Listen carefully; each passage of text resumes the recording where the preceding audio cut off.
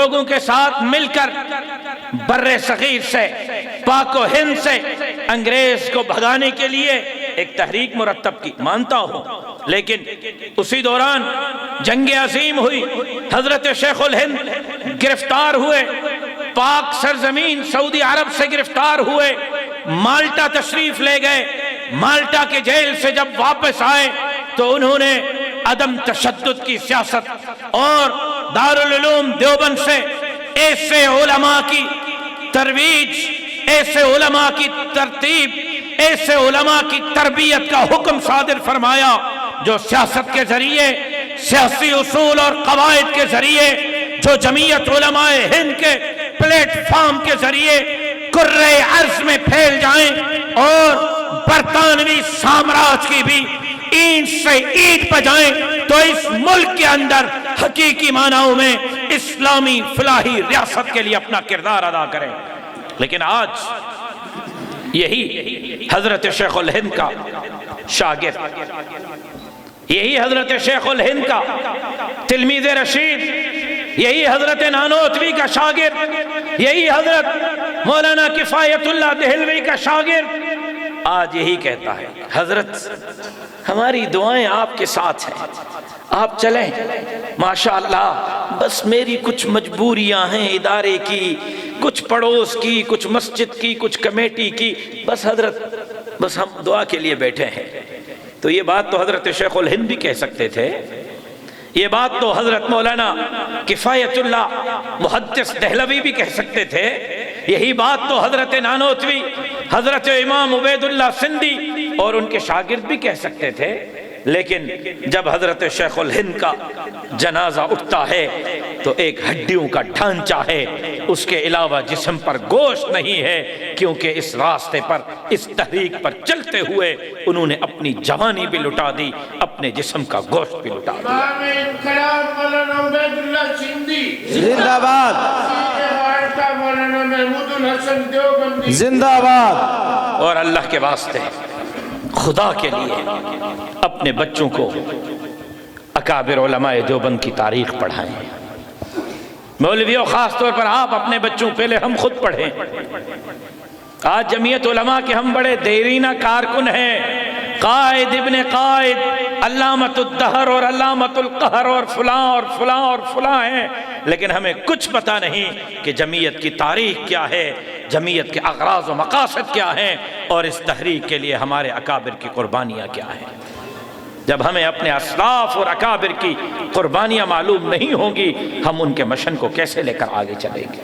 ہمیں اپنے بچوں کو، اپنے ساتھ ساتھ اپنے بچوں کو بھی اکابر کی تاریخ پڑھانی ہوگی، اکابر کی زندگی پڑھانی ہوگی، اکابر کے ان اغراض و مقاصد کو قوم کے سامنے رکھنا ہوگا جس بنیاد پر دارالعلوم دیوبند کی بنیاد ڈالی گئی تھی، جس بنیاد پر جمعیت علماء ہند کی بنیاد ڈالی گئی تھی۔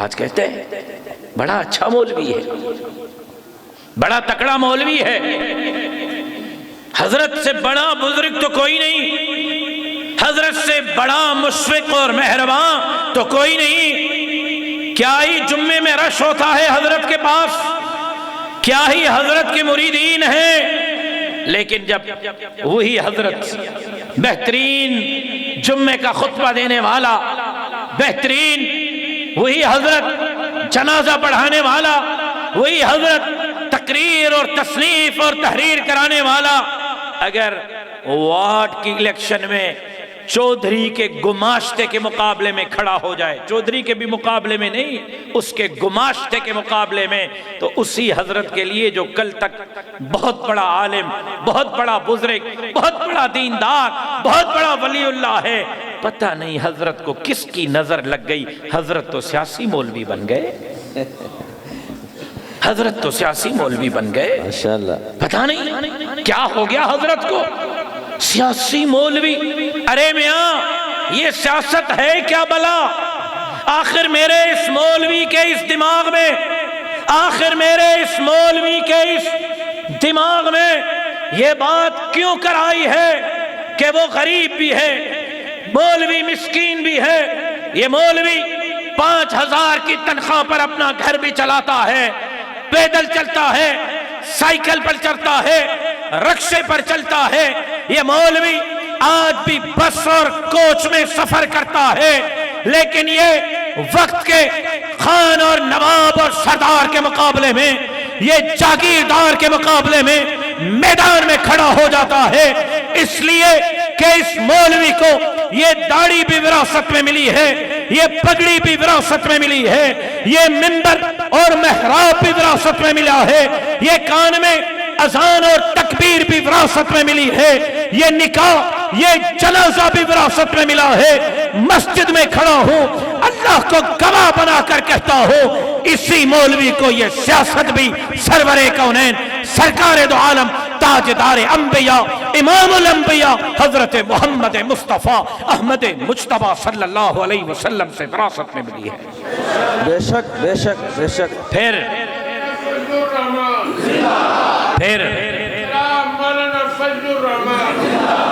کوئی باپ مر جائے، کوئی باپ مر جائے اور اس کا بیٹا باپ کا جانشین مقرر ہو، پھر ایک اچھی کوٹھی ہو، ایک اچھا بنگلہ ہو، ایک اچھی فیکٹری ہو، ایک اچھی زمین ہو، وہ اس کا وارث ہوتا ہے، باپ کی ملکیت کا۔ لیکن اسی باپ کی ملکیت میں اگر کوئی ٹوٹی پھوٹی گاڑی ہو، جس کا اسٹیئرنگ بھی نہ ہو، ٹائر بھی نہ ہو، سیٹیں بھی خراب ہوں، کیا وہ باپ کی وراثت میں ملنے والی اس کار کو لیتا ہے یا چھوڑ دیتا ہے؟ جی، بنجر زمین ہو، ہر کے قابل نہ ہو، وہ فصل دینے کے قابل نہ ہو، وہ بیٹا باپ کی اس بنجر زمین کو وراثت میں لیتا ہے یا چھوڑتا ہے؟ اگر چھوڑے گا تو کہیں گے نالائق ہے، اچھی چیزیں لے لی، بری چیزیں چھوڑ دی۔ لائق بیٹا وہی کہلاتا ہے جو باپ کے ملکیت اور میراث کو سنبھالے، تو حقیقی وارث وہی کہلاتا ہے۔ العلماء ورثۃ الانبیاء، جو انبیاء سے ملنے والی تمام وراثتوں کو سنبھالے۔ پھر پوچھیں ان محدثین سے، پوچھیں ان مفسرین سے، پوچھیں ان اساتذہ سے کہ کیا جناب رسول اللہ صلی اللہ علیہ وسلم نے نہیں فرمایا کہ انا خاتم النبیین لا نبی بعدی؟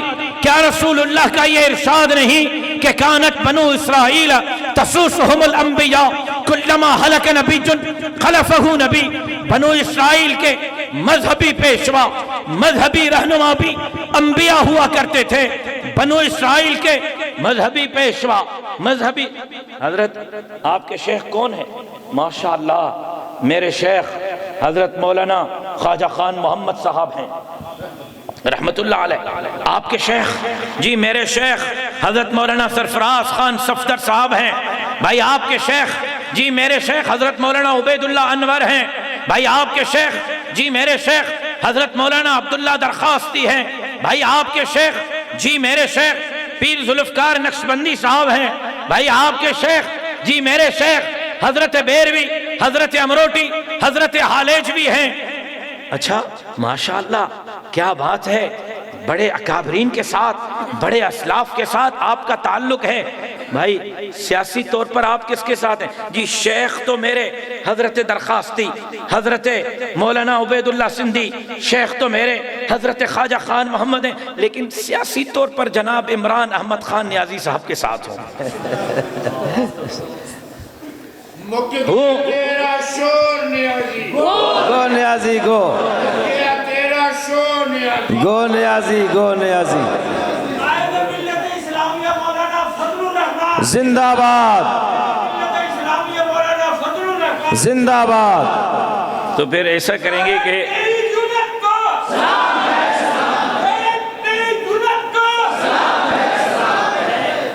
پھر ایسا کریں گے کہ آپ مجھے اتنی بھی اجازت دیں، ایسے نہ ہو کہ پھر مجھے ماریں پکڑ کے، تھوڑی نماز 15 منٹ لیٹ کر لیں گے تاکہ میں کچھ باتیں آپ سے عرض کر سکوں۔ 4:30 بجے تک حکم ہے، آدھا ٹائم نعرے والوں نے لے لیا ہے بھائی۔ اچھا پابندی ہے، یعنی اس کا مقصد ہے کہ تقریر مجھے 4:30 بجے ہی ختم کرنی ہے، تعمیل ہوگی۔ نعرہ سٹیج لگائیں گے انشاءاللہ۔ یہ کیا بات ہے؟ کانت بنو اسرائیل تسوسہم الانبیاء کلما ہلک نبی خلفہ نبی انا خاتم النبیین لا نبی بعدی العلماء ورثۃ الانبیاء۔ بنو اسرائیل کے مذہبی پیشوا بھی انبیاء ہوا کرتے تھے، بنو اسرائیل کے سیاسی پیشوا بھی انبیاء ہوا کرتے تھے، اور ایک فوت ہوتا تھا اللہ کسی اور کو نائب اور خلیفہ بنا کر بھیجتے تھے، اور جناب رسالت آپ کے اس فرمان کے تحت العلماء ورثۃ الانبیاء، یہ علماء مذہبی رہنما، مذہبی پیشوا رہنے والے انبیاء کے بھی وارث ہیں، تو یہ علماء سیاسی رہنما، سیاسی پیشوا، سیاسی لیڈر رہنے والے علماء کے بھی وارث، انبیاء کے بھی وارث ہیں۔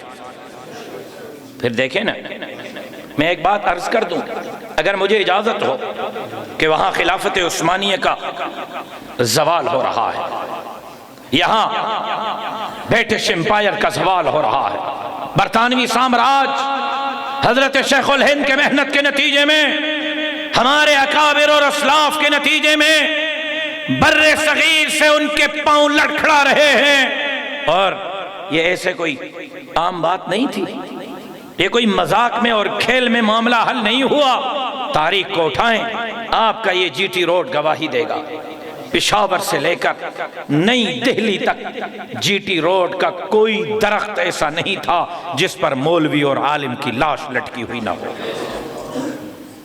پشاور سے نئی دہلی تک ہر درخت پر مولوی کی لاش لٹکی ہوئی تھی۔ تیل کی کڑھائیوں میں ایسے مولویوں کو پکایا گیا جیسے آپ کے کوٹ رادھا کشن میں پکوڑے پکائے جاتے ہیں۔ ماؤں بہنوں اور بیٹیوں کی عزتوں کو تار تار کیا گیا۔ سنو کوٹ رادھا کشن والوں، سنو میری بات کو کہ وہاں خلافت عثمانیہ کا زوال ہو رہا ہے، یہاں برطانوی سامراج بر صغیر سے پاؤں دھیڑ رہا ہے، لیکن دیکھیں ذرا دونوں حالات کا جائزہ لیں۔ وہاں خلافت عثمانیہ ہے جس کی بڑی تحریک کے نتیجے میں پورے کرۂ ارض پر اسلام کا جھنڈا لہرایا، جس خلافت کے نتیجے میں رسول اللہ کی بشارت، قسطنطنیہ کے فتح کی بشارت ملی۔ اس خلافت عثمانیہ کے زوال کے بعد وہاں پر مسلمان اپنے مسجدیں سلامت نہ رکھ سکے، حکم نامہ آتا ہے کہ جی آج کے بعد ترکی کے اندر مسجدوں کو تالے ہوں گے، نہ اذان ہوگی نہ نماز ہوگی۔ پھر حکم نامہ آتا ہے کہ مولوی داڑھی منڈوائیں، داڑھی رکھنے کی اجازت نہیں۔ یہ علماء اکرام آپ سے مخاطب ہو۔ ایک بات بس یہی کر کے اس پہ گفتگو کو ختم کرتا ہوں، ورنہ میرا خیال یہ تھا کہ میں کوئی 1.5 گھنٹہ آپ سے اس پر بات کرتا، لیکن وقت نہیں ہے میرے پاس۔ میری توجہ سے گفتگو کو سنیں، توجہ سے گفتگو کو سنیں۔ میرے آخری الفاظ ہیں، میں 5 منٹ میں نمٹاؤں گا۔ ایک چیز آپ کو سمجھانا چاہتا ہوں کہ وہاں خلافت عثمانیہ کا زوال ہوا، یہاں برٹش امپائر نے، عالمی استعمار نے انگریز کے پاؤں دھیڑ دیے۔ ہمارے علماء نے، ہمارے اکابر نے، ہمارے بزرگوں کے قربانیوں نے، یہاں سے انگریز استعمار ہے، وہاں خلافت عثمانیہ ہے، لیکن دیکھیں وہ زوال پذیر ہوتی ہے۔ کمال اتا ترک آتا ہے، کہتا ہے کہ مسجد کو تالے لگاؤ، تالے لگ جاتے ہیں۔ کہتا ہے اذان نہیں آئے گی، نہیں آ رہی، تکبیر نہیں ہوگی، نہیں ہو رہی، نماز پر پابندی، ترکی کے مساجد بند، نماز پر پابندی۔ کہتا ہے داڑھی منڈواؤ، عام آدمی تو عام آدمی، اٹھائیں تاریخ کو، بہت پرانی نہیں، 100 سال کی پرانی تاریخ ہے، اٹھا کر پڑھ لیں کہ وقت کے شیخ الحدیثوں نے اپنے چہروں سے داڑیاں منڈوائیں۔ پھر حکم آیا پگڑی اتارو، پگڑی اتار کے پھینک دی۔ پھر حکم آیا ماں بہن اور بیٹی کے سر سے عبایا، برقع، پردہ تو اتارو، دوپٹہ بھی اتار کے پھینک دو، اتار کے پھینک دیا۔ وقت کے ولیوں اور ابدالوں کی بیویاں بھی ننگے سر روڈ پر گھومتی رہیں۔ پھر کہا قرآن پڑھنا تو دور، گھر میں رکھنے کی بھی اجازت نہیں۔ ٹرکوں کے ٹرک بھر کے مسجدوں سے، مدرسوں سے، گھروں سے، دکانوں سے قرآن اٹھائے گئے اور ترکی کے دریا میں قرآن کے نسخے پھینکوائے گئے۔ خلافت عثمانیہ کے بعد وہاں کے علماء، سنو ذرا توجہ سے، وہاں کے علماء اپنے داڑھی اور پگڑی کو سلامت نہ رکھ سکے، اپنے مسجد اور ممبر اور محراب کو سلامت نہ رکھ سکے، اپنی ماں بہن اور بیٹی کے سر پر دوپٹے اور عبائے کو سلامت نہ رکھ سکے۔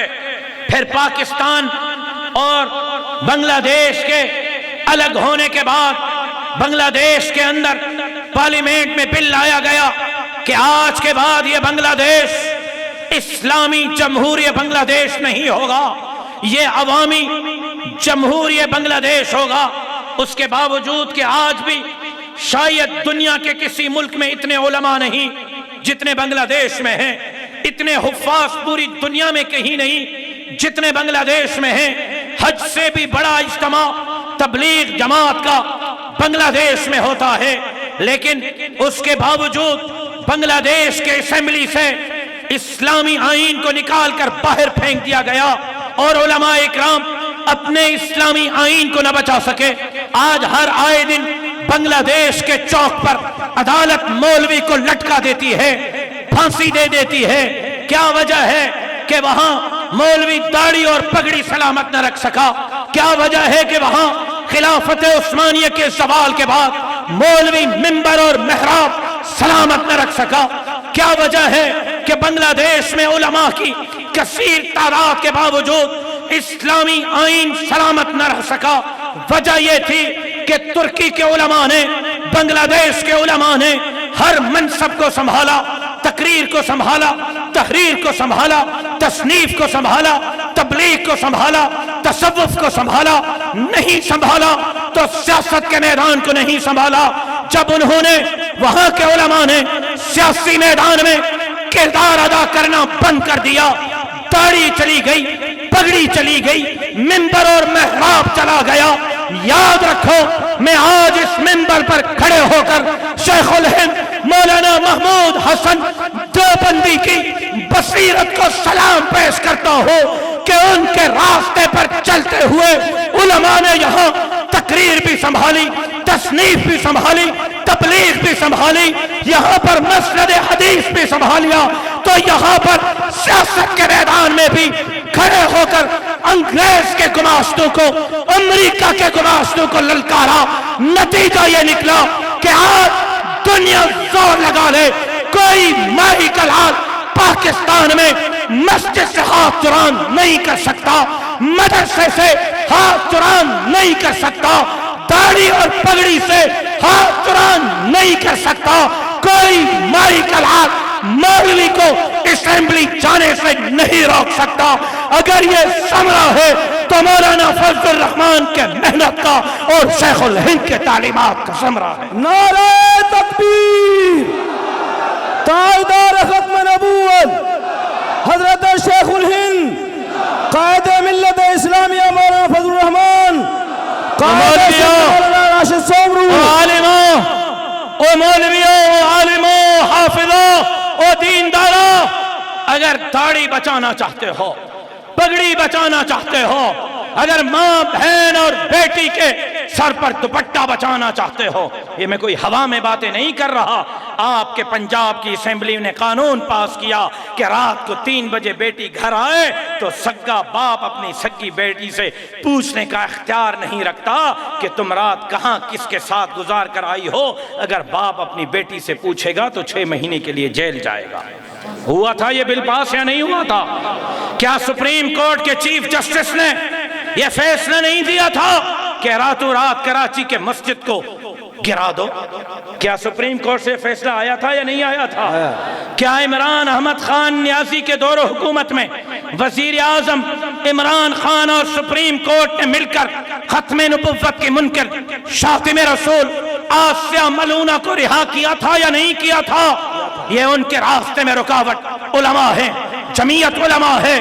آج مولویوں، اگر چاہتے ہو کہ مستقبل میں منبر بھی سلامت ہو، محراب بھی سلامت ہو، داڑھی اور پگڑی بھی سلامت ہو، اگر چاہتے ہو یہاں ختم نبوت زندہ باد کے نعرے بلند ہوتے رہیں، تو آپ کو میدان میں نکل کر مفکر اسلام مولانا مفتی محمود کے فرزند फजल रहमान का बाजू बनना होगा। अल्लाह के मदद से, अवाम की ताकत से इस मुल्क को जिस नारे पर हासिल किया गया था कि पाकिस्तान का मतलब क्या, ला इलाहा इल्लल्लाह, मौलाना फजल रहमान के क़यादत में इस मुल्क को ला इलाहा इल्लल्लाह का गहवारा बनाएंगे। नारे तकबीर, कायदे मिल्लत इस्लामिया मौलाना फजलुर रहमान। और नौजवानों, मैं आपसे हैरान हूं।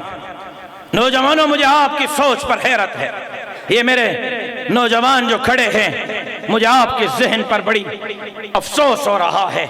ऐसा शख्स जिसको कराची से लेकर कश्मीर तक बैठने वाले मसनद हदीस पे उलमा कहते हैं कि हमारा कायद है, जिसको मुफ्ती कहते हैं कि हमारा कायद है, जिसको कुरान के हाफिज कहते हैं कि हमारा कायद है, जिसको कराची से कश्मीर तक खानकाहों के गद्दी नशीन कहते हैं कि हमारा कायद है, आपने उसको गाली बना दिया।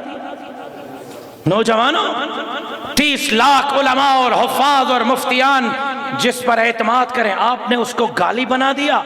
और जिसको खातमुन नबीयीन का लफ्ज पढ़ना ना आए, उससे आपने इस्लाम की उम्मीदें रख दी।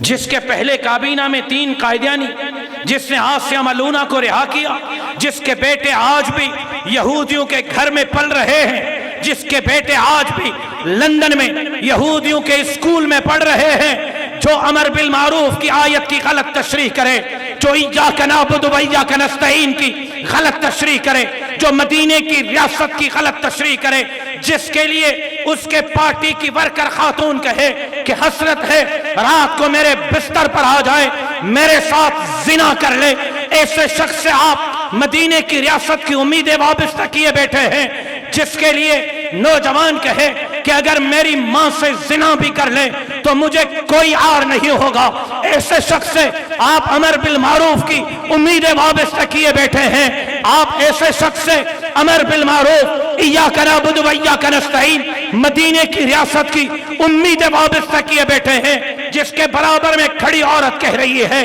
कि इमरान खान इस सदी का पैगंबर है, आप ऐसे शख्स से अमर बिल मारूफ की उम्मीदें वाबस्ता किए बैठे हैं। जिसके कंटेनर पर अमर बिल मारूफ की आयत है और ऊपर म्यूजिक चल रही है, दुख्तरान कौम नंगी नाच रही है, आप ऐसे शख्स से मदीने की रियासत की उम्मीदें वाबस्ता किए बैठे हैं। जो शख्स कहता है कि नऊज़ बिल्लाह, अंबिया के साथ भी कम लोग थे, बाद में बढ़ते गए, मेरे साथ भी कम लोग हैं, बाद में बढ़ते रहे, आप ऐसे शख्स से अमर बिल मारूफ, इय्याका नअबुदु व इय्याका नस्तईन, मदीने की रियासत की उम्मीदें वाबस्ता किए बैठे हैं। जो शख्स कहता है कि अंबिया ने अल्लाह का पैगाम पहुंचाया, आप मेरा पैगाम पहुंचाओ, आप ऐसे शख्स से मदीने की रियासत की उम्मीदें वाबस्ता किए बैठे हैं। जिसने कौम से झूठ बोला, जिसने हुकूमत के खजाने को लूटा, जिसने कौम को सुनहरी ख्वाब दिखाने के बाद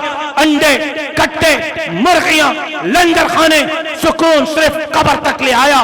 जो पाकिस्तान को तोड़ने की बातें करता है, अफवाज पाकिस्तान को तोड़ने की बातें करता है, जो सियासतदानों को गाली देता है, उलमा को गाली देता है, जो अमेरिका से फंड लेता है, जो इस्राइल से फंड लेता है, जो हिंदुस्तान से फंड लेता है, जो कायदियानियों से फंड लेता है, रब्बे मोहम्मद की कसम, ये इस्लाम का नुमाइंदा नहीं, यहूदियों का नुमाइंदा है।